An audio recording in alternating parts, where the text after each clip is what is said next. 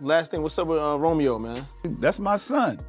Hey, what you mean, what's up? That's family. Man, let me tell y'all something. One thing about me and family, It's family. It could be me, C, whatever. We might have disagreement. Yeah. Go against one of us and see what's gonna happen. I'm putting you on the float. I'm telling you straight up. anything to say? I'm flatlining you behind mine. Everything. That's my son. That's it. That's the only thing I flatline you behind, my son. If Tyler Perry make $280 million off a project, that's his money. Right. You signed up for the $60,000. I don't care how long it is, that's all you're gonna get. That's what you signed for. That's what you signed for. Okay. And ain't nobody made them sign nothing. No. Snoop Dogg is probably my best student ever. He believed in God. He worked hard. He just needed the information, and he needed that love. I was able to give that to him because I believed in him. His heart was right. Even till this day, when you look at Snoop Dogg, what he do, he done put so many kids on. He started his own football league. He a giver. We created our own brand, Snoop Cereal. We the first African-American owned cereal company with a national distribution. I love that brother like a brother because he's so humble. Most people think Master P fell off, that the money dried up, the music stopped hitting, and he quietly faded into history. But that version of the story is lazy, and it's wrong, because Master P didn't disappear. He walked away, rebuilt himself, and came back in a form nobody expected. An empire worth nearly $500 million, a public collapse, family losses that money couldn't fix, decades-long tension that never fully died. And then, just when everyone thought the story was over, Master P made his boldest move yet. And it had nothing to do with rap. By the late 90s, Percy Miller wasn't just winning, he was dominating. No Limit Records was everywhere. Albums dropping non-stop, gold tanks stamped on every cover, artists moving units at a pace the industry had never seen before. In Nate alone, No Limit reportedly pulled in close to $480 million, a number that still sounds unreal today. But the real power move wasn't the charts, it was ownership. Master P kept his masters. He took an 85% distribution deal when most artists were happy to get crumbs. While others chased advances, P chased control. And it worked, until the cracks started showing. Flooding the market kept No Limit visible, but it also burned fans out. Too many releases, too much noise. Then came the constant retirement talk. One minute he was done, the next minute he was back. Fans didn't know whether to stay emotionally invested or brace for the exit. At the same time, No Limit was caught between identities. Hardcore street anthems on one side, family-friendly branding on the other, especially with Lil Romeo. The pivot confused the market, and once confusion sets in, momentum slows. Behind the scenes, things were unraveling even faster. Lawsuits stacked up, artists left. What once felt like a brotherhood started to splinter. And in 2023, the unthinkable happened. No Limit Records filed for bankruptcy, from the top of the industry to financial reset in just a few years. A fall that shocked fans and execs alike. But as brutal as the business collapse was, it didn't come close to what Master P was dealing with privately. The pain started long before the money ever came.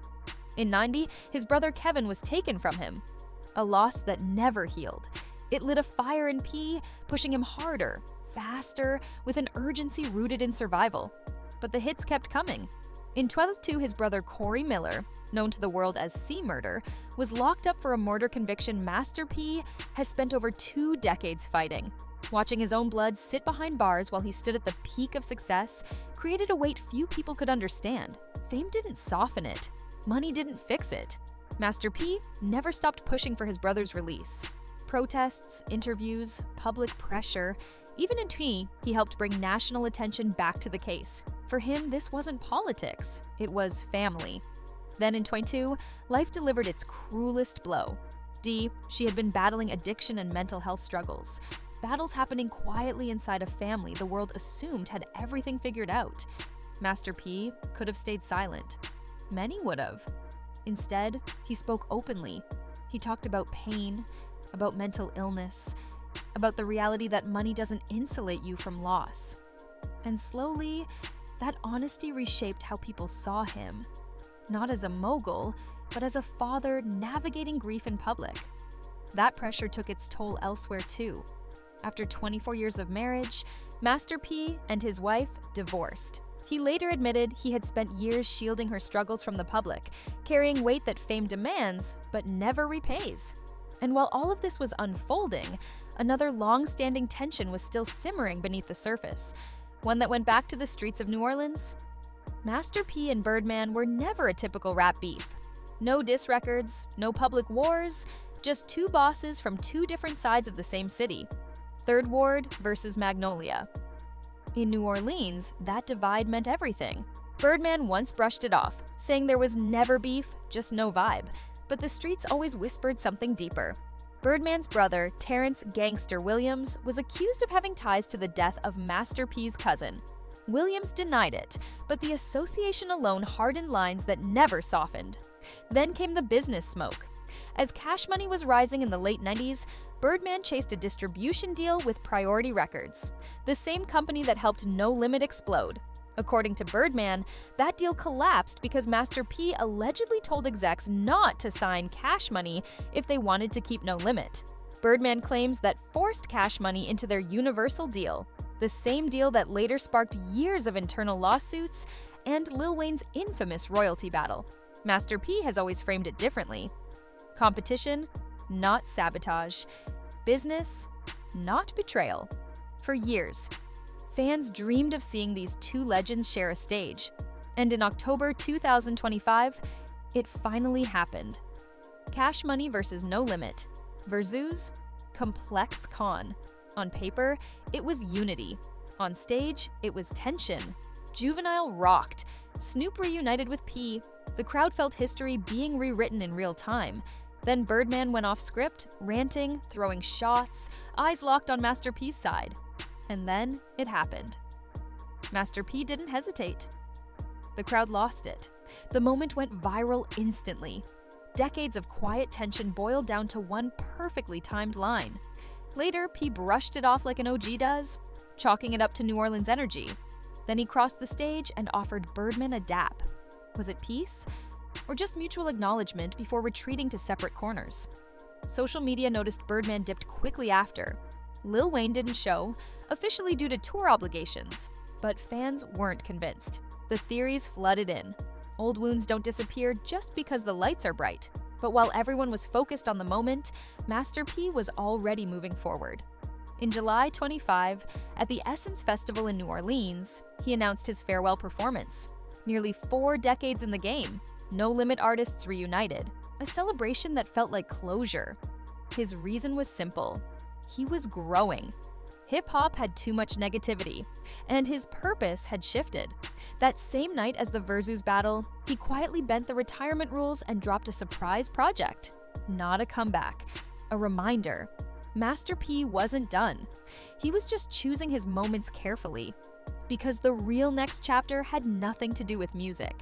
In early 2025, Percy Miller was appointed president of basketball operations and head coach of the University of New Orleans men's team. Coach P, full circle moment for someone who once had NBA dreams before life pulled him elsewhere. Under his leadership, the program transformed. New recruits, facility upgrades, a complete branding reset, even integration into the LSU system. But wins weren't the focus. Mentorship was. Bible verses in the locker room, life lessons off the court. Master P understood something most coaches don't. These kids needed guidance more than drills. Someone who survived the fire and could teach them how to do the same. He funded tickets for thousands of middle schoolers, talked about boosting enrollment, building pride, planting seeds. Critics questioned his qualifications. Supporters pointed to his track record. You don't need a degree to build empires, you need vision. By 2025, Master P's net worth hovered around $200 million, built through diversification. Real estate, Uncle P's Spice brand, entertainment ventures, partial ownership in wrestling, youth programs, financial literacy initiatives. His influence reached far beyond numbers. Nipsey Hussle openly credited No Limit as inspiration. Modern independence follows the blueprint P laid decades ago. Ownership, leverage, control.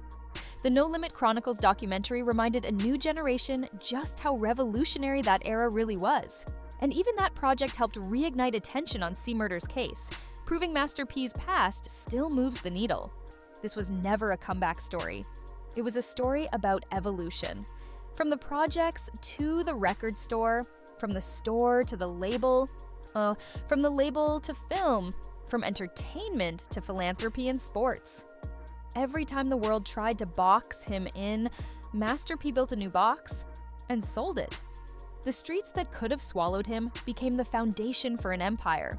The tragedies that could have broken him became fuel for advocacy and healing. And the industry that tried to own him watched as he rewrote the rules. At 55 years old, Percy Miller isn't chasing relevance. He's redefining it. And maybe that's the real lesson in his story. If he made it out of the conditions he came from, survived the losses, the collapse, the pressure, then reinvention isn't optional. It's necessary.